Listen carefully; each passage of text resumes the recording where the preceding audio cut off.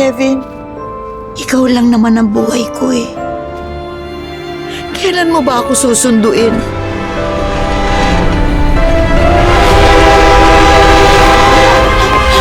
Ano ka ba naman, Kevin? Tita Nanay, ano po yun?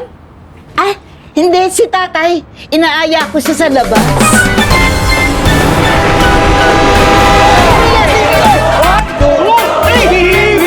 Alam mo, mga bata pa lang kasi yan, ganyan na talaga sila. Kikidnap ba to? Sige, Will. Kidnap ba to? Ayusin yung dalawa, ha? Oo, ayusin namin. Ano, hindi pa ba tayo kakain? Alam niyo na, kanina nagmana. Demonyo ka! Demonyo ka!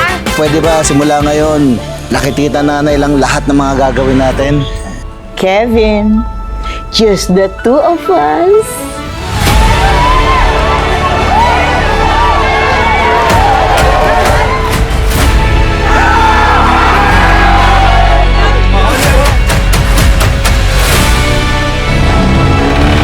Kevs, parang okay na sila.